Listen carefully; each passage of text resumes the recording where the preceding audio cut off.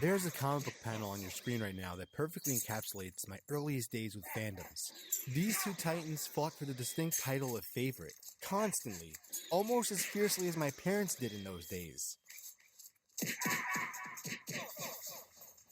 There ended up being a clear-cut winner. That's not to say I grew out of one. Mattel stopped making the toys and the cartoon just vanished. DC Comics refused to let a single moment in pop culture lapse without Superman. That was the end of it, so I bid Eternia adieu and figuratively set up shop in Metropolis, where I would spend the rest of my days happily.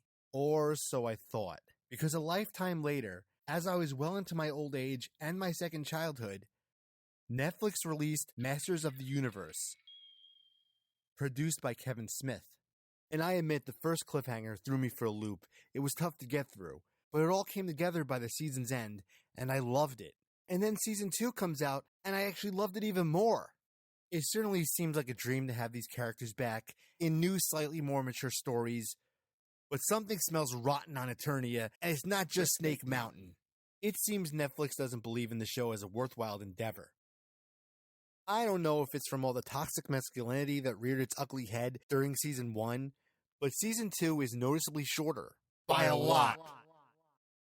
I was shocked to learn that after I binged the first 5 episodes, that those were the only 5 episodes this season. I don't know that I've ever felt more powerless in a fandom before.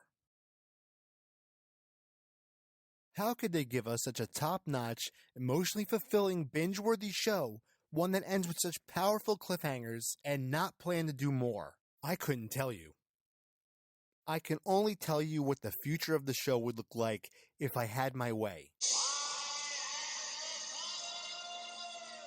The Plundor and Easteros one-shot episode would see the fallout from Adam abolishing his family's rule over the land. Parts of Eternia would be thrown into Wild West-like chaos without proper government in place. Plundor arrives on Eternia looking to seize as much of the land as he can, starting with Easteros. Help is obviously needed, so He-Man and Man-at-Arms answer the call, for old time's sake.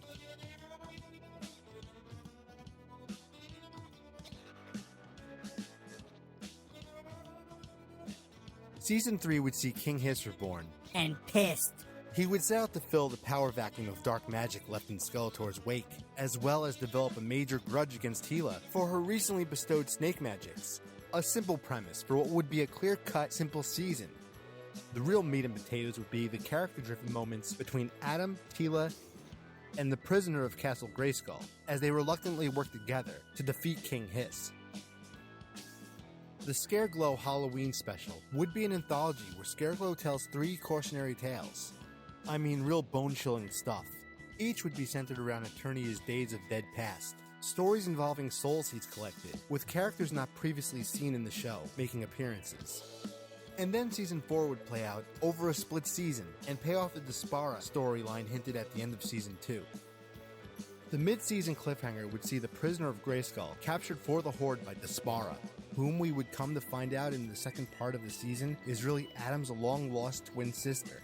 This would set Adam up for an unthinkable mission, to save Keldor and rescue his sister from the Horde. Whatever route taken, all roads would lead to a 3-on-2 battle aboard Horde Prime's ship, involving Hordak, Despara, and Horde Prime versus He-Man and Keldor. During the battle, He-Man would surely try and talk sense into his sister. By the middle of it, Keldor would finish off Hordak and somehow steal the power from Horde Prime. And then, surprise, surprise, he would of course betray his own nephew, thinking that Horde Prime's power makes Grayskull's his for the taking. Lord Keldor would use his power to bring the truth to his niece's eyes. Because he's arrogant, and he wants Adam's final moments to be spent watching his long-lost sister twist in the wind, overwhelmed by the time and the family she's lost, horrified by the things she's done in the name of the Horde. Just to add salt to the wound, Lord Keldor looks Adam in the eyes and tells him that even with all that power, he still can't help his own sister.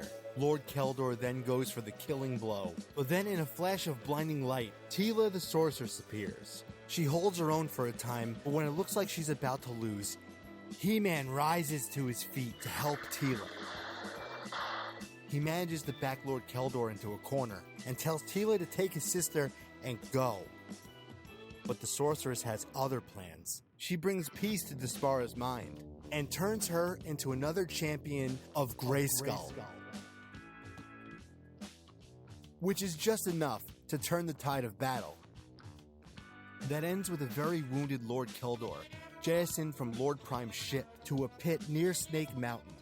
Eternia is saved and now has 2 champions, although we never hear her name, for legal reasons. There's a big celebration, and the credits begin to roll. An after-credit scene would take us to that pit near Snake Mountain, which is seen to have bubbling ooze deep within it. Skeletor rises to the top, looks at the viewer and says, "I'll be back," which is obviously a nod to the very first after-credit scene I was ever aware of. One that we never saw paid off, and while as this would be the final season, it makes all the sense in the world for it to end this way. These ideas might be good, or they might be crap, I can't tell. I just wanted to put them out there in the universe. Whether Netflix picks up the show for another season, or just another 5 episodes, it doesn't matter either way. I am grateful that I had this franchise in my life. That's all this was all about.